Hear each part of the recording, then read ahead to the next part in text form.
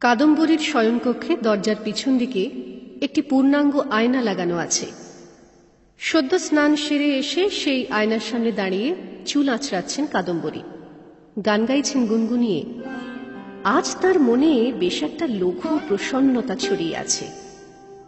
কাদম্বরী শুধু একটা জাম রঙের শাড়ি পরে আছেন, মাথার চুলে একটি বেশ বড় আকারের নতুন চিরুনি।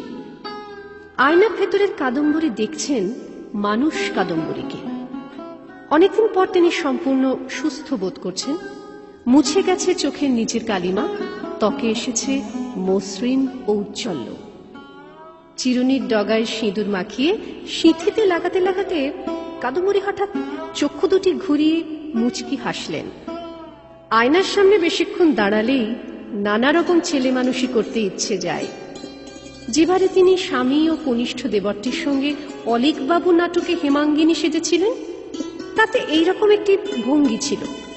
জ্যোতিরিন্দ্রনাথ তখন বলতেন, তুমি আয়নার সামনে দাঁড়িয়ে রোজ কিছুক্ষণ পাঠ বলবে, তাহলে দেখবে অভিব্যক্তিগুলো ঠিক হবে। আয়নার সামনে এরকম পাঠ অভ্যেস করার সময় রবি এসে মাঝে মাঝে দাঁড়াতো পেছনে। এই চোখ মুখ ঘোরানো ও ওষ্ঠ টেপা হাসিটি দেখেই সে পরে লিখেছিল, কটাক্ষে মরিয়া যায় কটাক্ষে বাঁচিয়া উঠে, হাসিতে হৃদয় জুড়ে হাসিতে হৃদয় টুটে। কাদম্বরী মাঝে মাঝে বলতেন, রবি, তুমি ছেলেদের সঙ্গে মেশো না কেন? তোমার বাইরের কোনো বন্ধু নেই?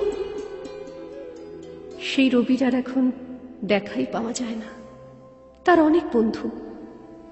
আজ দেখা হবে, অনেকদিন বাদে আজ সবাই মিলে একসঙ্গে আমোদ আহ্লাদ করা হবে। বহু পরিশ্রম ও অর্থ ব্যয়ের পর জ্যোতিরিন্দ্রনাথের প্রথম জাহাজ জলে ভেসেছে। সাধ করে নাম রেখেছেন সরোজিনী, তার সবচেয়ে বিখ্যাত নাটকটির নামে। আর কয়েকদিনের মধ্যেই জাহাজটি বাণিজ্যিক যাতায়াত শুরু করবে পূর্ববঙ্গে। আজ গঙ্গাবক্ষে জ্যোৎস্না রাতে সেখানে হবে এক পারিবারিক উৎসব। দুদিন ধরে ওই জাহাজে জ্ঞানদানন্দিনী, রবি ও জ্যোতিরিন্দ্রনাথ রয়েছেন। ওরা কাজে ব্যস্ত ঠিকই, কিন্তু একসঙ্গে কাজ করার একটা আমোদও তো আছে। তার থেকে বাদ পড়েছেন কাদম্বরী। এই চিন্তা যন্ত্রণা তার বুকে কাঁটার মতন বেঁধে আছে। তবু কাদম্বরী ঠিক করেছেন, আজ আর কোনো গ্লানি রাখবেন না। আজ জ্যোৎস্না রাতের উৎসবে তিনি যোগ দেবেন সম্পূর্ণ খোলা মনে। জাহাজটি রয়েছে শ্রীরামপুরের কাছাকাছি। শুধু তাকে নিয়ে যাবার জন্যই তার স্বামী আসবেন এতটা পথ উজিয়ে। যত্ন করে শরীর ধুয়ে নিয়ে কাদম্বরী শাড়ি বদলাতে লাগলেন। কত শত মূল্যবান শাড়ি জমে আছে, পরাই হয় না। বাড়ি থেকে না বেরোতে হলে এইসব জমকালো শাড়ি আর কে পরে? জ্যোৎস্না রাতে নীল রং মানায়। অনেক শাড়ি ঘাটাঘাটি করে শেষ পর্যন্ত কাদম্বরী পছন্দ করলেন গাঢ় নীল রঙের নয়নসুখ সিল্কের শাড়ি। আলতা দাসীকে আগে থেকেই খবর দেওয়া ছিল, সে এসে দু পায়ে আলতা পরিয়ে দিয়ে গেল। তারপর কাদম্বরী একসঙ্গে 12টি ধূপ জ্বালিয়ে সেই ধূপের ধোঁয়া লাগালেন তার চুলে ও 2 স্তনের মাঝখানে। ভুরুতে দিলেন কাজল, সুরমা আঁকলেন চোখে। 2 বগলের নিচে বেশ কিছুক্ষণ চেপে ধরে রইলেন কয়েকটি করে চাঁপা ফুল। আতর কিংবা বিলিতি সুগন্ধের চেয়ে এই সবই কাদম্বরীর পছন্দ। সাজ শেষ করে খোঁপায় জুঁইয়ের একটা মালা জড়িয়ে কাদম্বরী আবার দাঁড়ালেন আয়নার সামনে। নিজের রূপ নিয়ে গুমর করতে নেই। কাদম্বরীর মনে পড়ল, বেশ কিছুদিন আগে রবি তাকে একবার সাজতে দেখে বলে উঠেছিল, অশোক বসনা যেন আপনি সে ঢাকা আছে আপনার রূপের মাঝার, রেখা রেখা হাসিগুলি আশেপাশে চমকিয়ে রূপেতেই লুকায় আবার। আজও কি সেই রকম সাজ হয়েছে? বেশি বেশি হয়ে যায়নি তো? রূপের মধ্যেই রূপ লুকিয়েছে নাকি? ভাবতে ভাবতে তিনি দারুণ চমকে উঠলেন। কোকিল ডেকে উঠল 6 বার। তাহলে তো সময় হয়ে গিয়েছে।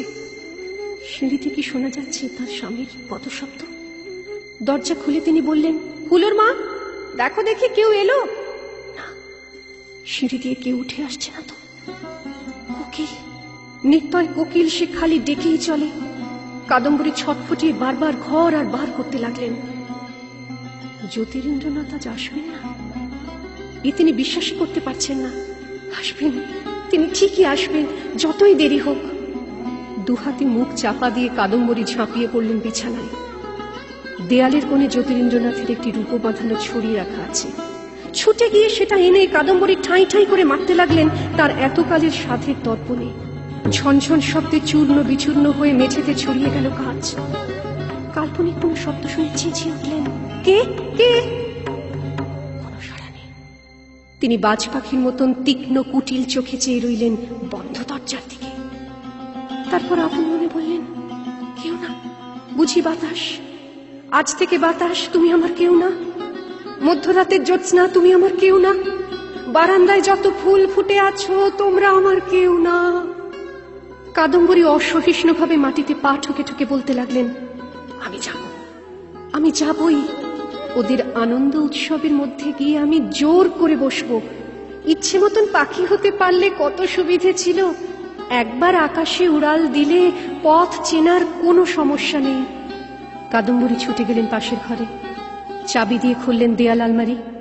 তার ভেতরের একটি গুপ্ত স্থান থেকে বার করলেন একটি গয়নার বাক্স, চন্দন কাঠের তৈরি, ওপরে হাতির দাঁতের কারুকাজ করা। এই পেটিকায় স্বর্ণালঙ্কার নেই, শুধু হিরে, চুনি, পান্না, মুক্তোর মালা। সেগুলি সরিয়ে সরিয়ে তলা থেকে বার করলেন একটা কাগজের মোড়ক। এর মধ্যে রয়েছে 4খানা কালো রঙের বড়ি। এই বড়ি খেলে পাখি হয়ে উড়ে যাওয়া যায়।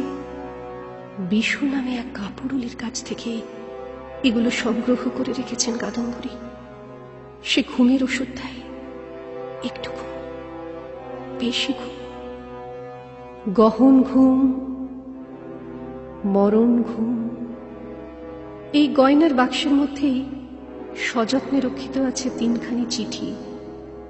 এর মধ্যে একখানি কাদম্বরী পেয়েছিলেন ধোপার কাছে কাচতে দেবার আগে জ্যোতিরিন্দ্রনাথের এক চোপ্পার পকেটে। অন্য দুটি এক বৃহদাকার অভিধানের ভাঁজে। 3টি চিঠি একই মেয়েলি হস্তাক্ষরে লেখা, সম্বোধনে প্রাণাধি কেশু, তলায় কোনো নাম নেই। এ চিঠির কথা কাদম্বরী তার সর্বগুণান্বিত ব্যস্ত বিখ্যাত স্বামীকে কখনো বলেননি। 3খানি চিঠি তিনি পড়লেন আবার। তার ঘন ঘন নিঃশ্বাস পড়তে লাগল। অত্যুজ্জ্বল হলো 2 চক্ষু, সমস্ত রোমকূপে জ্বালার অনুভূতি। চিঠিগুলি মেঝেতে ছুঁড়ে ফেলে দিয়ে তিনি একসঙ্গে 4টি কালো বড়ি খেয়ে ফেললেন। জল পান করলেন 2 গিলাস। পাখির ডানার মতন 2 হাত ছড়িয়ে তিনি দৌড়তে লাগলেন সারা ঘরে। ভাঙা কাঁচ তার পায়ে বিঁধে যাচ্ছে, কোনো খেয়াল নেই। তার মুখ হাসিতে উদ্ভাসিত। বিশু একটা মোটে পুরিয়া খেতে বলেছিল, 4টি খেয়ে শরীর কি হালকা লাগছে। পা দিয়ে ফোঁটা ফোঁটা রক্ত পড়ছে, তাতে যেন আলপনা আঁকা হয়ে যাচ্ছে সাদা মার্বেল পাথরে। কাদম্বরী আজ নাচছেন, কেউ কোনোদিন তার নাচ দেখেনি। খুলে ফেললেন শাড়ি, পরনে রইল শুধু সেমিজ। নাচতে নাচতে ছুঁড়ে ফেলতে লাগলেন হাতের কঙ্কন, গলার হার, কানের দুল, খোপার ফুল। গাইতে লাগলেন একটা গান, তা খুবই অস্পষ্ট, কথা বোঝাই যায় না। এক উচ্ছ্বসিত জলপ্রপাতের মতন কান্নায় আন্দোলিত হলেন কাদম্বরী। আর্তস্বরে বলতে লাগলেন, রবি, রবি, আমি চলে যাচ্ছি। তোমার কবিতা, তোমার গানই আমাকে বাঁচিয়ে রেখেছিল। তোমার রচনার মধ্যেই আমি নিজেকে খুঁজে পেয়ে ধন্য হয়েছি। রবি, আমি চলে যাচ্ছি। নতুন বৌঠান এখন পুরাতন হয়ে গেছে। সেই পুরাতন আজ বিদায় নিচ্ছে। আর দাঁড়াতে পারলেন না কাদম্বরী। তার শরীরটা দুমড়ে মুচড়ে ভেঙে পড়ল কঠিন পাথরে। জোর শব্দে তার মাথা ঠকে গেল। ঝাড় লণ্ঠন জ্বলতেই লাগল। প্রতি ঘন্টায় ডেকে গেল কোকিল। খোলা জানলা দিয়ে বাতাস ঢুকে খেলা করতে লাগল এক নিষ্পন্দ শরীর ঘিরে।